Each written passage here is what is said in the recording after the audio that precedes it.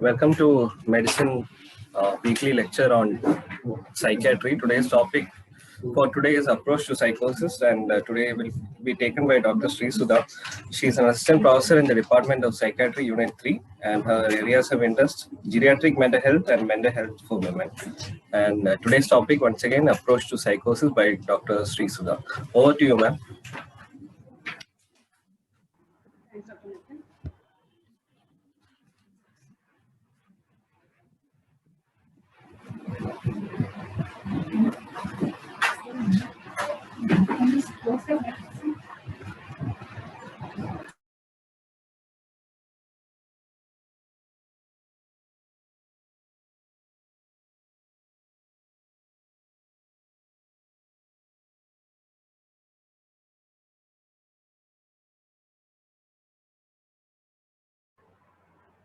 Are my slides visible?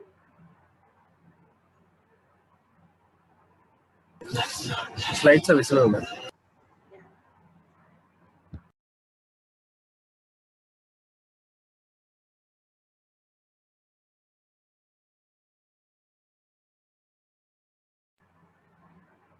Good morning, all. Today's topic is on approach to psychosis.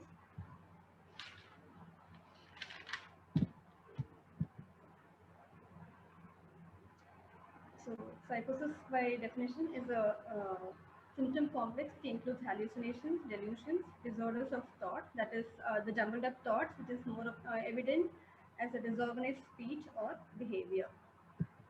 So, psychosis can be classified in multiple ways. One way of classifying it is primary versus secondary. What I mean by primary is that there is no underlying no underlying cause being noted. So that's mainly functional psychosis. The other way is secondary psychosis, which is having an underlying organic or a medical cause. The second way of classifying psychosis is spectrum-based symptoms, that is based on symptoms. It can be divided like a schizophrenia spectrum or affective spectrum or substance-induced psychosis or an organic psychosis. The third way of classifying it as is based on the duration of the symptoms. So it could be like an acute psychosis, that is symptoms less than a month, or it could be as a chronic psychosis. So I will be presenting this psychosis topic based on acute versus chronic. So we'll first look into acute psychosis. So when we say as acute psychosis, it's an acute onset, that is onset within 2 weeks of the stress. So the presence of stress is a must, but sometimes we do get patients without any stress. So presence of typical syndromes like delusions, hallucinations, and impaired reality testing would be seen in these patients. And whenever we get a patient who's presenting with acute psychosis, we need to see if the patient, how does the spectrum, how does the psychosis evolve into. So, presence of psychosis, presence of stress is definitely a must for an acute psychotic episode. So, whenever we get a patient who's presenting with an acute psychotic episode, so the first thing we do is to rule out the other organic causes, the medical causes. So, I will look into the differential diagnosis first of acute psychosis. Any patient presenting with an acute psychosis, the first thing which we need to consider is about the causes of medical causes of acute psychosis. First will be delirium. So delirium will be suspected whenever if an elderly patient is presenting with an acute or an abrupt onset of symptoms. Sometimes even hypoglycemia or hyperglycemia can present with an altered sensorium, which can mimic like an acute psychotic episode. Hypoxia also can present with an acute psychotic episode. ICU psychosis, which we generally see, like a patient admitted in ICU experience anxiety, auditory hallucinations or visual hallucinations. Sometimes become paranoid, and sometimes they become disoriented time, place, in person, and become very agitated and violent. So ICU psychosis is another differential when a patient presents an acute psychotic symptom. Some of the medications, either it's because of interactions or because of the withdrawal, can present with an acute psychotic symptoms. Patients with sepsis, with multiple medical comorbidities or even electrolyte disturbances, can also present with acute psychotic symptoms. The other medical causes, like an autoimmune disorder like multiple sclerosis or systemic lupus erythematosus, treatment given for SLE can per se also cause psychotic symptoms, the neuropsychiatric aspects of SLE also be there, and the steroids which are used can also induce psychotic symptoms. The next is about the endocrine disorders. Thyroid disease and Cushing's disease can also present with some psychiatric symptoms. Neurological conditions like dementia, encephalitis, Parkinson's disease, and the treatment given for Parkinson's can per se trigger the psychotic episode. Nutritional deficiencies like a vitamin D deficiency, especially thiamine deficiency, which can lead on to one case encephalopathy, leading on to cause of psychosis, can also be something like a acute psychotic episode. Oncological conditions with ovarian teratoma or small cell lung cancer, or even the other medication adverse side effects or substance abuse or withdrawal can present with an acute psychotic episode. Some of the medications which can present like an acute psychosis, the beta blockers are known to present, beta adrenergic blockers can present with an acute psychosis or delirium or anxiety symptoms. Benzodiazepines can present with rage, hostility, paranoia, hallucinations. Barbiturates also, mainly with respect to withdrawal symptoms, it can present with excitement or even hyperactivity, sometimes even visual hallucinations or delirium. And cephalosporin is most commonly when we use these antibiotics. So can have some psychotic symptoms like euphoria, delirium, yeah, and anticholinergic, especially when given in elderly patients, can present with confusion, auditory hallucinations, visual hallucinations, paranoia. And antihistamines again the similar way can get present with confusions, agitations, and psychotic picture. Um, Antimalarials, especially chloroquine, can give a picture of confusion or delirium, and antituberculous, especially with respect to isoniazid, can cause psychosis. The other medication stimulants which are used, methamphetamine, can present with a bizarre behavior or even hallucinatory behavior. Steroids are definitely known to cause psychosis and manic symptoms. Dopamine agonist, again as mentioned, given for Parkinson's, can present with hallucinations, paranoia, delusions, confusion, and dextromethorphan also can cause psychosis. Ketamine again can present with nightmares and hallucinations and delirium. So when these organic causes are ruled out, there are absolutely no organic causes when a patient is presenting with an acute onset, less than a month's duration of a symptom. So when these are ruled out, then we think of a psychiatric cause. So psychiatric causes could be schizophrenia, bipolar affective disorders, and it could be severe depressive episode with psychotic symptoms, or it could be a brief psychotic episode without any stressors, and it could be a substance-induced psychotic disorder. Substances usually which presents with psychotic disorders are alcohol, cannabis, cocaine, and ecstasy. The most commonly which we see is alcohol and cannabis. So, coming to the chronic psychosis part. So, as mentioned earlier, anything which is going beyond the acute duration of symptoms, we call it as a chronic psychosis. So again, the characteristic features are with respect to hallucinations, delusions, first and symptoms which are commonly seen in schizophrenia patients, and the clusters of symptoms when we say as positive, negative, cognitive, affective, and aggressive clusters. These domains are affected. This I'll be dealing when we're talking about schizophrenia. So when we say as chronic psychosis, the disorders which are involved in chronic psychosis are schizophrenia, schizophreniform disorder, schizoaffective disorder, delusional disorder, brief psychotic episode, and bipolar affective disorder. First, talking about schizophrenia.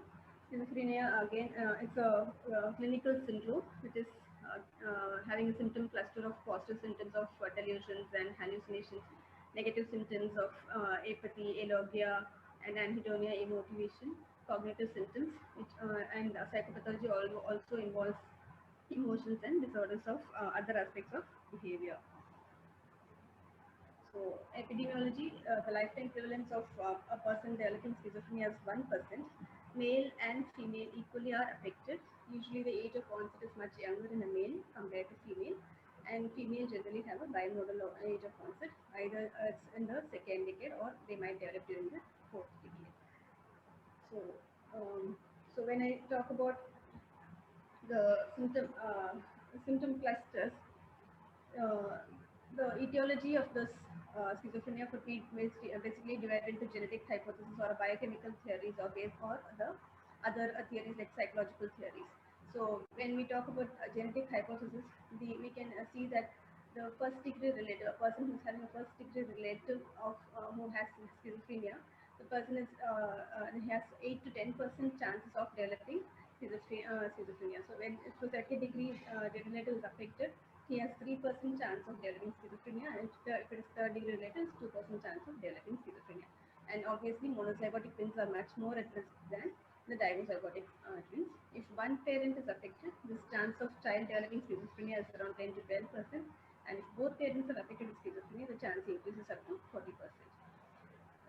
The biochemical theories state about the neurotransmitters. So basically, the basic neurotransmitter which is involved in schizophrenia is dopamine, but there are other transmitters like serotonin, GABA, and acetylcholine which are also involved. The brain imaging studies have shown enlarged ventricles and mild cortical atrophy, and the PET scan has shown hypofrontality and decreased glucose utilization in the dominant temporal lobe. So these are theories which support the biological aspects of possible biological causes for developing the illness. And the other imaging studies also have shown that the other theories which support the biological theory is that presence of soft neurological signs which gives a neurodevelopmental perspective of developing schizophrenia. Psychological theories is mainly about stress, that is stress vulnerability hypothesis, where the patient is generally having a vulnerability to develop a genetic vulnerability to develop schizophrenia, and the environmental factors are also acting on it. So the environmental factors plus the genetic factors make the patient vulnerable, thus developing schizophrenia. So that is the stress vulnerability hypothesis.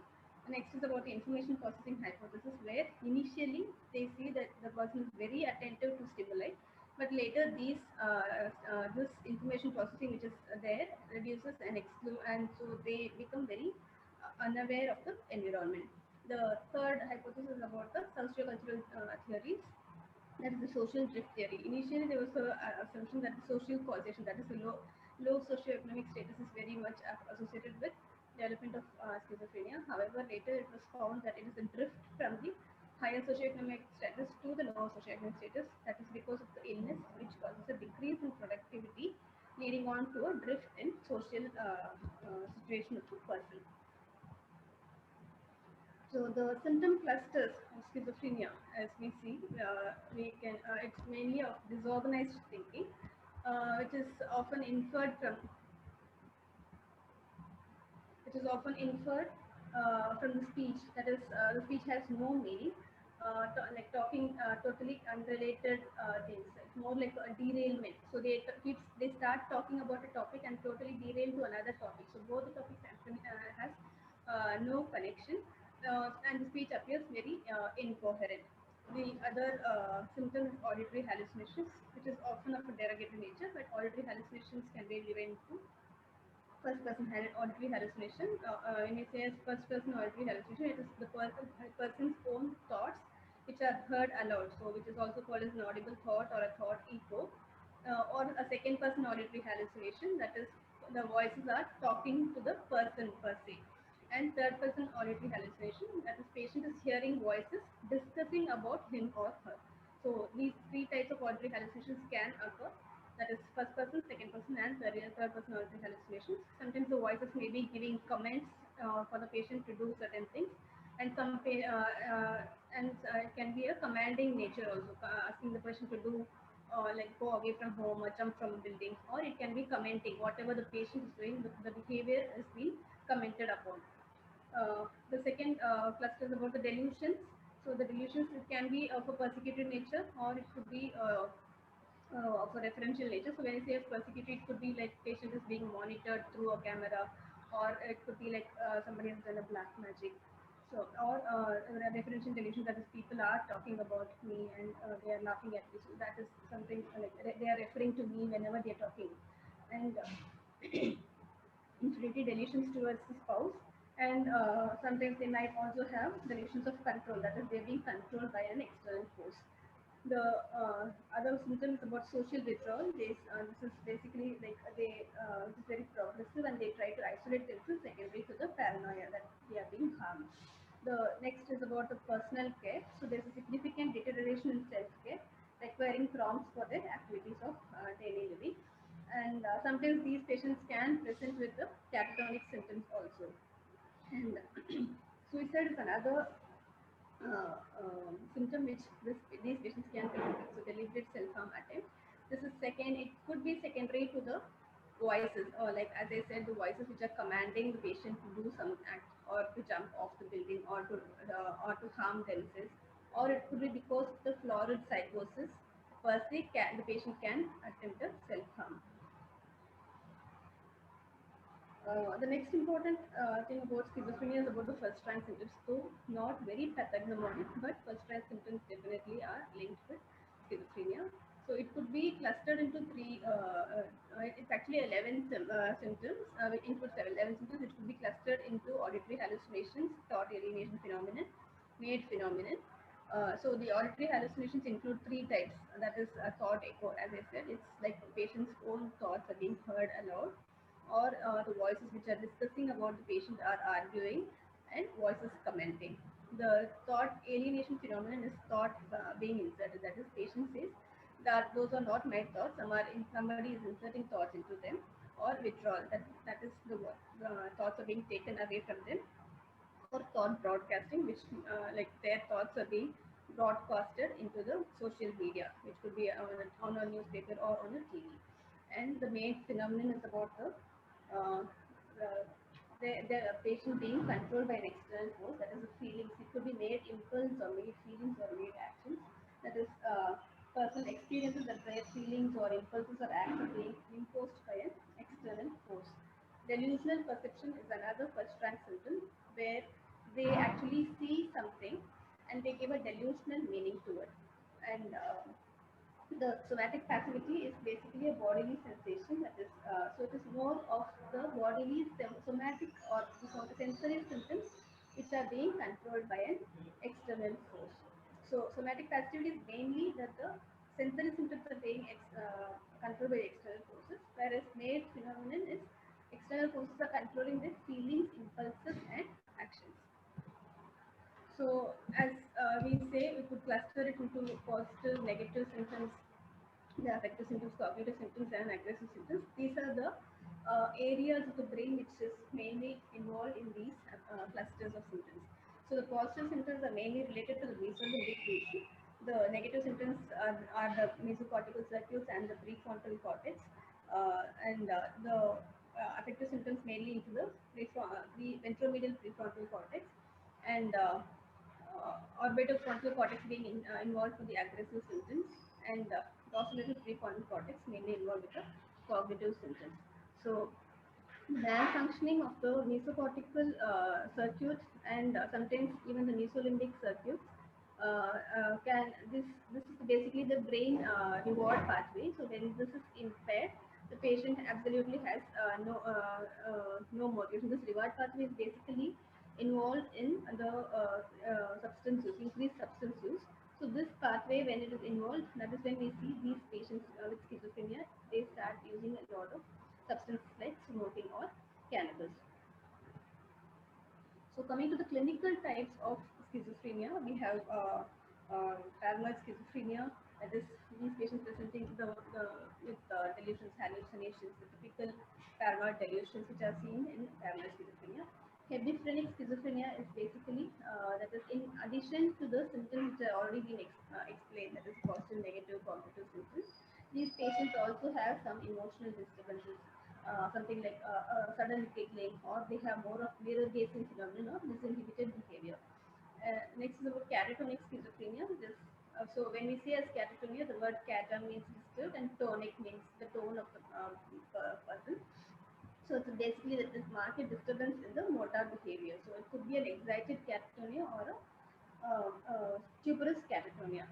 The next type of schizophrenia is about residual schizophrenia. This is mainly something similar to a prodrome of schizophrenia, but this is seen after the patient has developed the florid psychosis. So the psychotic symptoms have kind of resolved, the delusions, hallucinations have resolved, but some of the residual symptoms, like more of negative symptoms, patient is not motivated to do anything, not interested in talking to anybody, social withdrawal. These residual symptoms are go into the category of residual schizophrenia. undifferentiated schizophrenia is where we cannot fit these patients into any of these above categories, or one or more of these categories are involved, then we call it as an undifferentiated schizophrenia. Simple schizophrenia is generally very difficult to diagnose. It has a very early onset, it's seen early second decade, and it is very progressive, and predominantly has more of negative symptoms. So social withdrawal and low drive is very commonly seen in simple schizophrenia, and the prognosis is very, very poor. The last type is about the post-schizophrenic depression. This is usually the development of a depressive features within 12 months of the acute episode of schizophrenia. So these are the clinical subtypes which are there in ICD-10. However, DSM-5 has no subtypes in it. So what happens with the course of this schizophrenia? Basically, they say it could be a continuous course, like where the patient continues to have symptoms, or it could be like a complete remission. The patient has been on treatment and has complete remission of symptoms. It could be an incomplete remission where patient is on regular treatment, however, continues to have some psychotic symptoms. Uh, Sometimes it could be an episodic remittent where patient was having symptoms treated, and then sometimes they are off medications and they are doing well.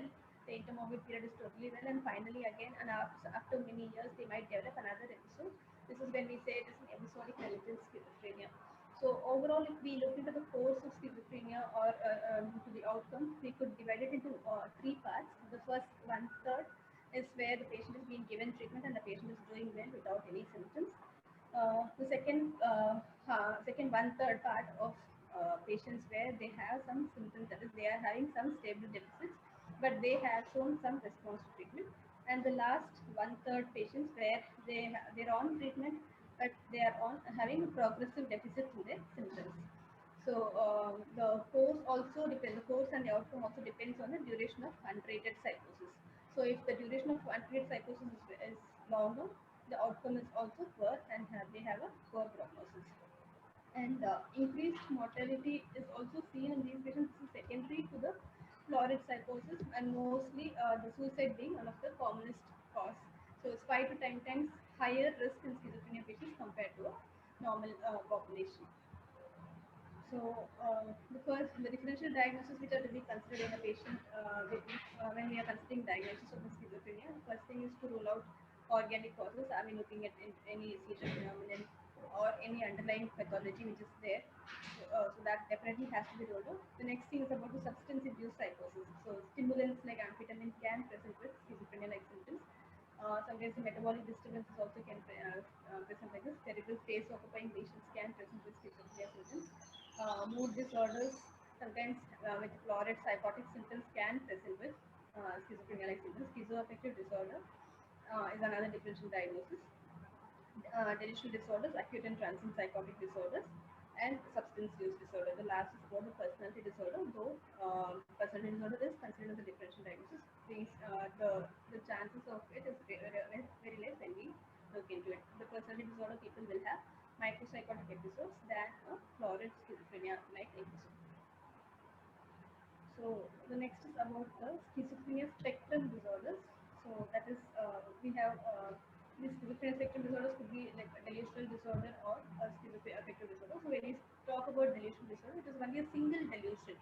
So they are fixed to that single delusion, and but however their functioning is definitely maintained. So they do not have any socio-occupational dysfunction. The next spectrum is about the schizoaffective disorder. Schizoaffective disorder, the name as indicates, so it has certain symptoms of schizophrenia and also has symptoms of affective disorder. Affective disorder meaning manic symptoms or even depressive symptoms. So the psychotic symptoms are definitely predominantly more in compared to the the mood symptoms which are seen.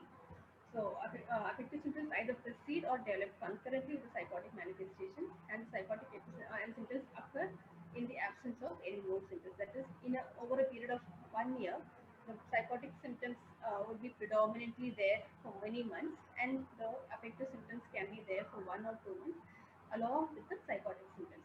So they will have mood-free psychotic symptoms. So there will not be any mood symptoms, but they'll continue to have schizophrenia-like psychotic symptoms, and these mood symptoms will appear on and off. So that is the schizoaffective disorder. same as schizophrenia. Basically, the diagnosis, according to the DSM-4, DSM diagnosis, so the duration of schizophrenia, that is a symptom, is definitely more than 1 month, but less than 6 months. So in DSM classification, schizophrenia is diagnosed when symptoms are there for more than 6 months duration. So anything which is symptoms which are less than 6 months, that is more than 1 month and less than 6 months, they fall into the category of schizophreniform disorder. The next is about the brief psychotic disorder. This is a spectrum where this, as it indicates, the psychotic episodes are seen as a brief for a brief time. So it's usually lasting less than a month. This is definitely secondary to a psychological stress. So the shorter duration is very significant because it gives a very better, the resolution of symptoms is very quick and also has a better prognosis. Coming to the next psychotic disorder, that is the bipolar affective disorder, also known as the manic depressive illness. So here we have the clusters of symptoms. Basically, the manic symptoms where we have elated mood. We have sometimes it might be an irritable mood where you are very irritable for trivial reasons and increased psychomotor activity, that is always on the go type, and they're very easily distractible. They might have flight or fight, that is racing of thoughts from one topic to another topic. They may be pressure of speech. They might have rhyming or even punning, or sometimes they may speak in a poetical way. Increased spending, authoritative manner. Sometimes they even resign jobs when they are in many situations, and increased goal-directed activity. So they keep planning, with an increased planning and decreased need for sleep. Sometimes might be associated with a delusion of grandiosity, and there is a definite socio-occupational dysfunction. So the presence of socio-occupational dysfunction differentiates it from hypomania. So hypomania also has symptoms of mania, but there are no delusions of grandiosity and there is no socio-occupational dysfunction. So they will have marked increase in productivity, they'll be very creative, they might have increased socialization and decreased need of sleep, however will not have any socio-occupational dysfunction.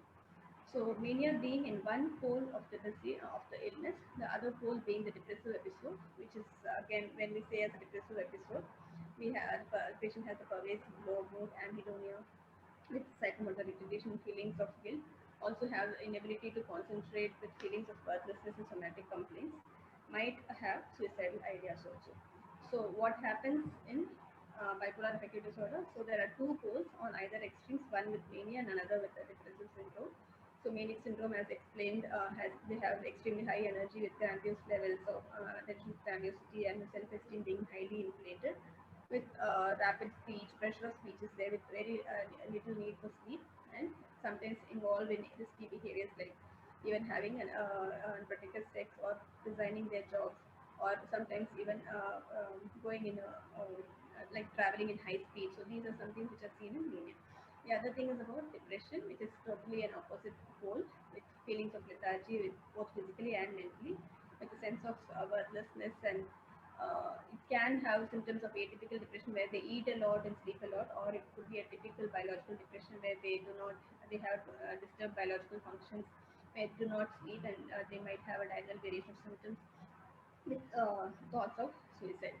So when we look into the life chart of a bipolar affective disorder, so the baseline is about the euthymic level. So the line, the plain straight line is about the euthymic state of euthymic mental state, where the patient is neither manic nor depressed. And when the patient is having a manic episode or a hypomanic episode, the line goes up, and when the patient is depressed, it could be a subthreshold depression or a full-blown depression. So this is how we draw a life chart for a patient with bipolar affective illness. So when we look into the course, so manic episodes are much of a shorter duration. So they might usually many some of the manic episodes when not treated, also they have a self remission within 3 to 4 months of time. And however, the depressive episodes can last longer, even up to a year's time.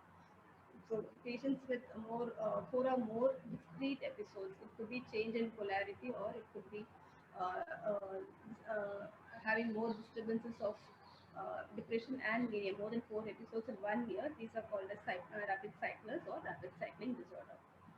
So the etiology again can be divided into a genetic theory, or it could be a biological theories, based on the psychological theories. So the genetic theory which focuses saying that first degree relatives of bipolar affective disorders have a 25% risk of developing illness, and if one parent is affected, the chance is 27%, and if both parents are affected, the chance is 75%. So monozygotic twins are much more at higher risk than dizygotic twins. So the biochemical theories, as in schizophrenia, we had noted about the dopamine being involved. Here it is more of the catecholamines. That's again the norepinephrine and dopamine being involved. Even sometimes the acetylcholine and GABA are also involved. Psychological theory, the stress vulnerability, where both genetic and environmental factors play a role. So course and outcome. Usually it's episodic with intermorbid period being completely free of symptoms. So there's a good complete clinical recovery between episodes, between a manic and a depressive episode. So it does have an increased mortality rates, especially when the patient is depressed, when they have this higher increased thoughts of harming themselves or attempting suicide. So the lifetime risk of suicide in patients with bipolar affective illness is 10 to 15 times more than the normal population. Brief discussion about patients presenting with postpartum onset of psychotic illness. So it is usually seen in 1 to 2 per thousand live births. So then any women, like per thousand women, there is a chance of 1 or 2 women developing postpartum psychosis. So usually can start having symptoms within 2 to 3 days of delivery. However, can start within first 2 to 4 weeks after delivery. So the usual psychotic symptoms we see in postpartum psychosis more of paranoid delusions. Sometimes can have grandiose delusions or even bizarre delusions. May have some mood swings and they are emotionally very labile, suddenly shouting or even sometimes crying without a particular reason. Might be having a confused thinking and grossly disorganized behavior. And so it's in comparison to postpartum depression and postpartum blues, postpartum psychosis is definitely lesser prevalent than the other two. However, the chances of the patient developing postpartum psychosis remains high in especially in primary para patients.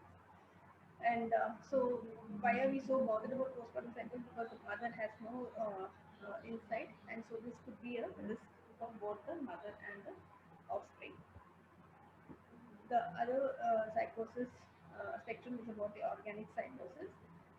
So here there is an evidence of an associated cerebral disease or damage or a dysfunction or even sometimes a systemic illness is present.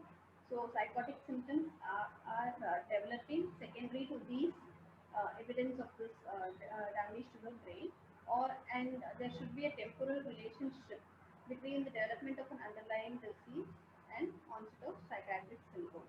And the recovery of this following the removal of like if the patient is having a case of violation or the following the removal of the organic condition or improvement in the underlying organic condition, there is a recovery in their psychotic symptoms, and there's no alternative cause for any mental syndrome, like there's no strong family history or even a precipitating stress being noted. So these categories fit into an organic psychosis.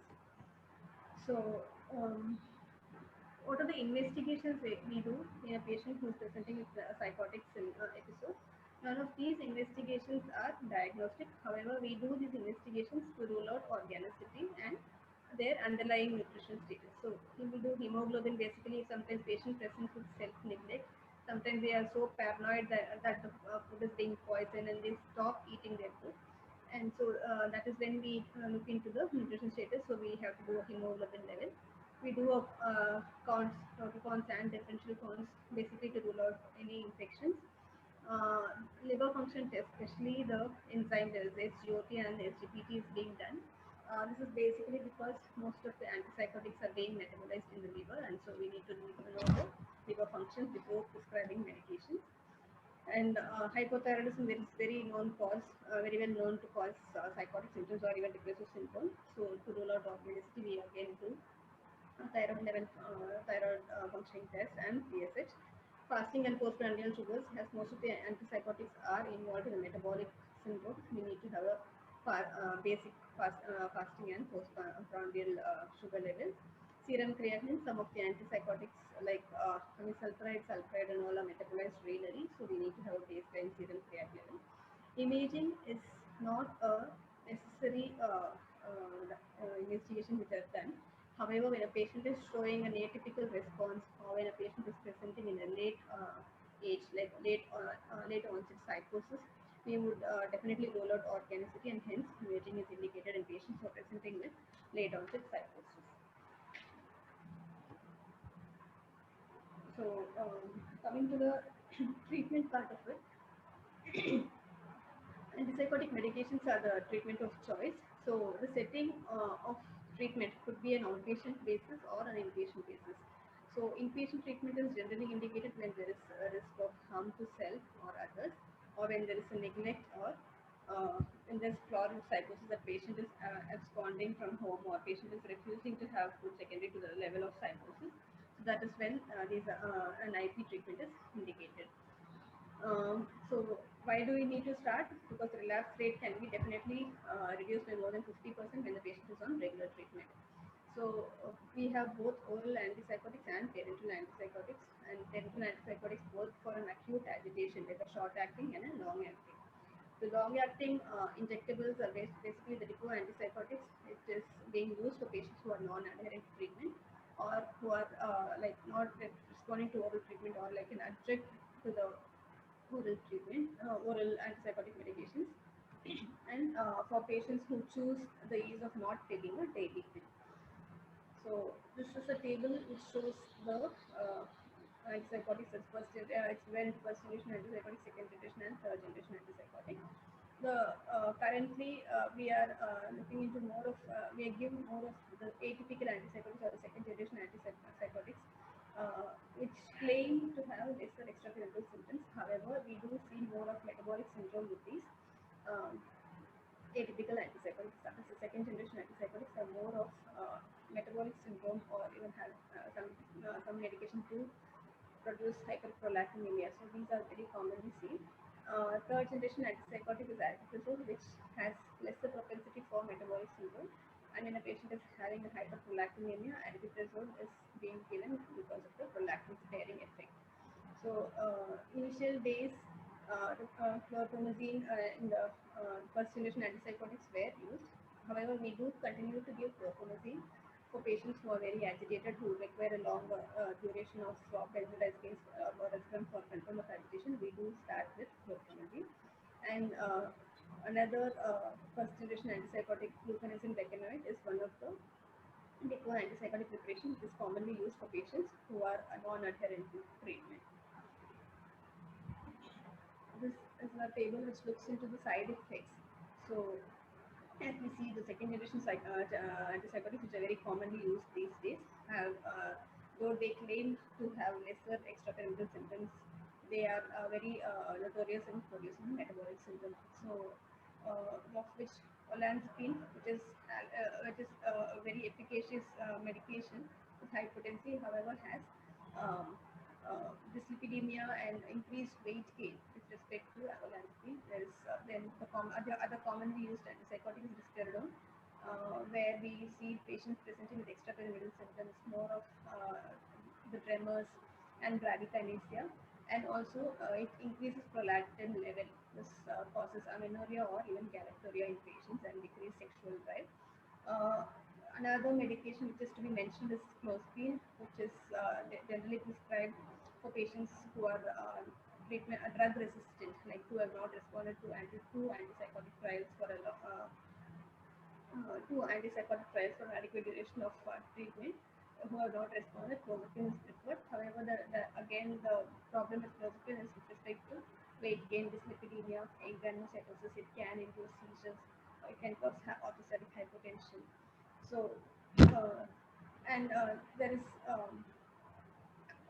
aripiprazole, which has lesser side effects with respect to hyperprolactinemia and even metabolic syndrome.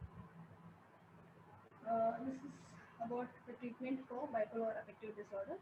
Mood stabilizer being the major treatment and we do add antipsychotics if needed. And so the major mood stabilizer which is being used is lithium, carbamazepine, valproate, and if there are predominant depressive symptoms, we also do give lamotrigine. So when we give lithium, we need to do a pre-lithium workup with respect to thyroid function, with respect to renal functions, and therapeutic first has a propensity to have toxic symptoms if it is beyond the therapeutic level.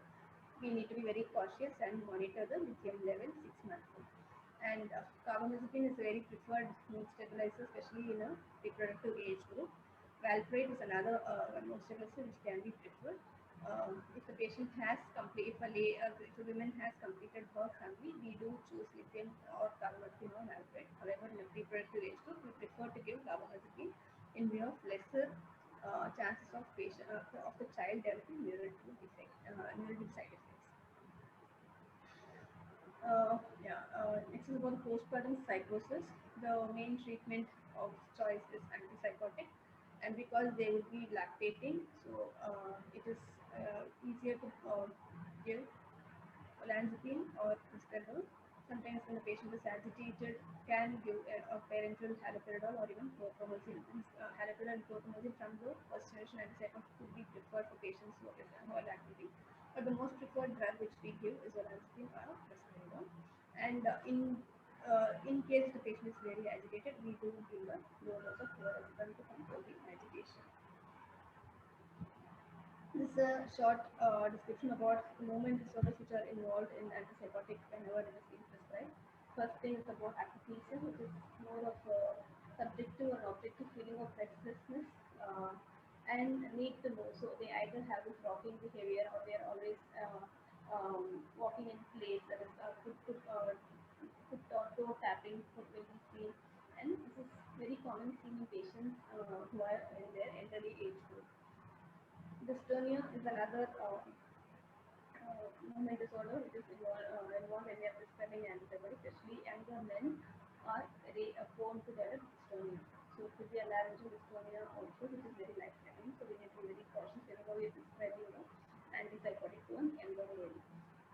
It is So dystonia is a sustained involuntary muscular contraction of Parkinson resulting in abnormal posture.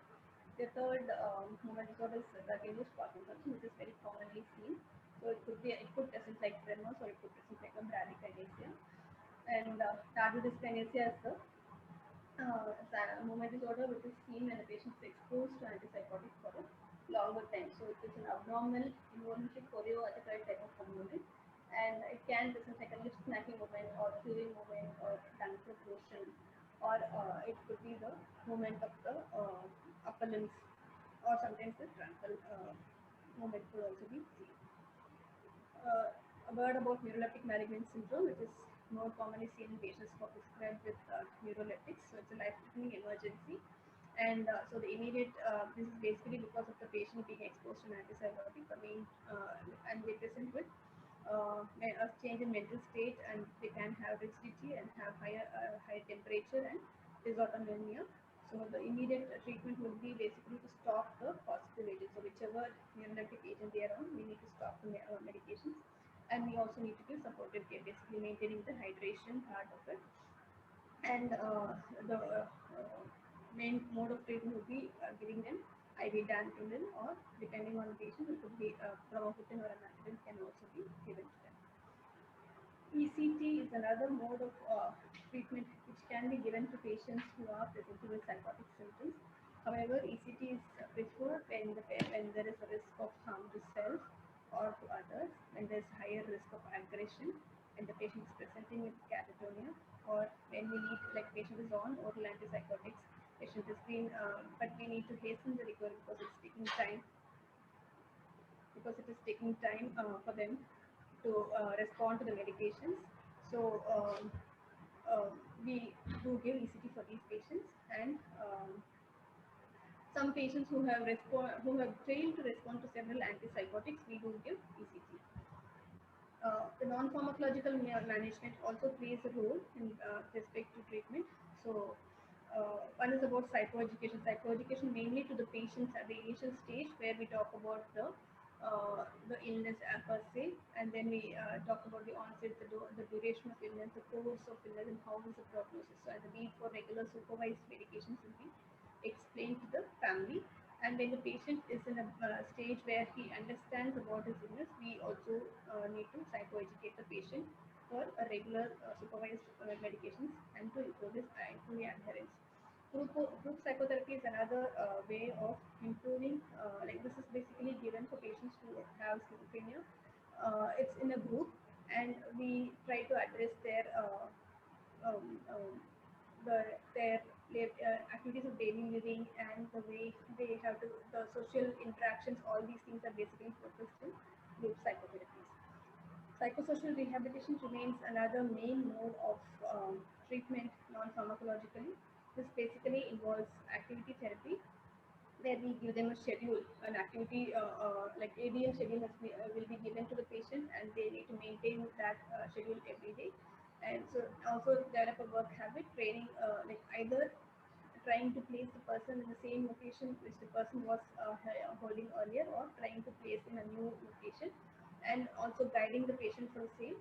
And once the patient is in a condition where he's able to perform and work, we also try to put the patient in independent job placement. Sometimes if the patient is not able to go for an independent job, then placing the patient in a supportive place where he is given sheltered environment under the supervision of another person, would definitely help in rehabilitation of these patients.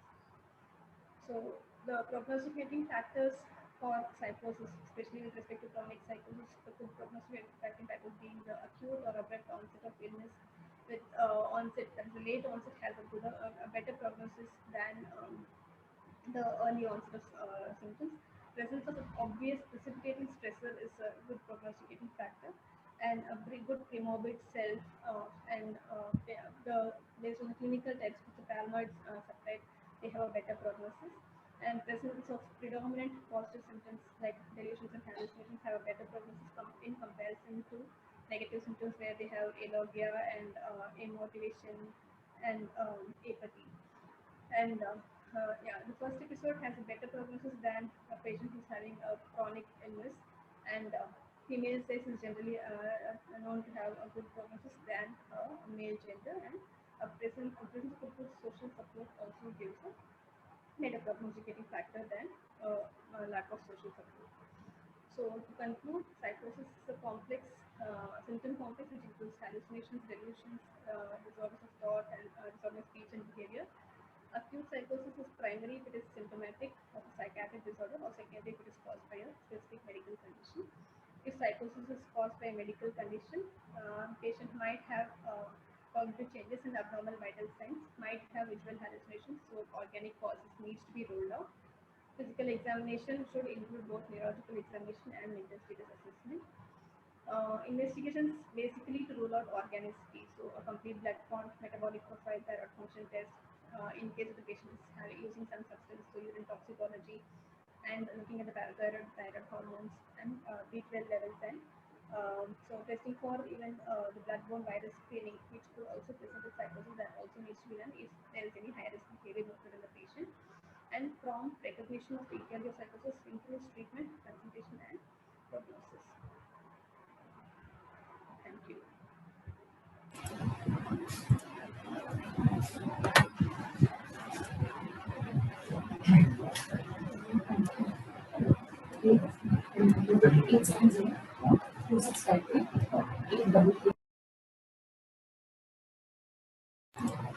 Thank you, ma'am. Now we are open to questions. One question in the chat box: is it possible to taper and stop antipsychotics in patients with schizoaffective and deep psychosis? Yeah, so the patient is presented with the first episode psychosis, and patient has been doing well on medication. Basically, we try to give the patients for antipsychotics for at least 2 years. During this 2 year time, we try to come down on the antipsychotics.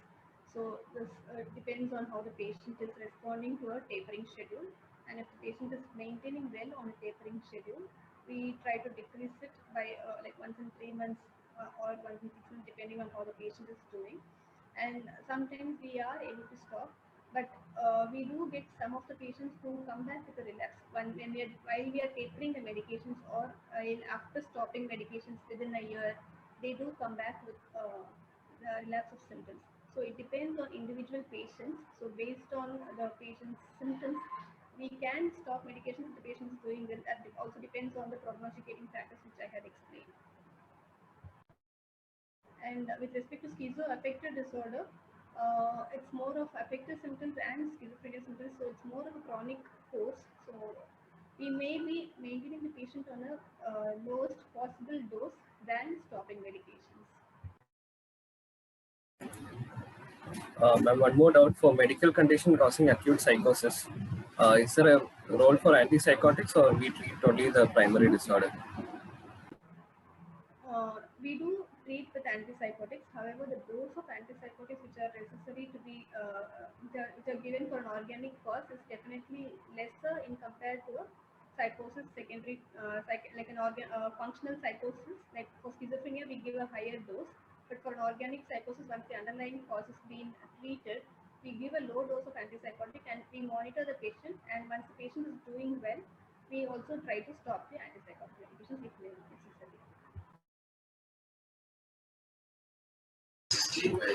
Thank you, ma'am. There are no more questions. We can wind up the session. Thank you, ma'am, for the elaborate talk on approach to psychosis. And ma'am, one more question. What will be the causes of psychosis in elderly more than 70 years? Elderly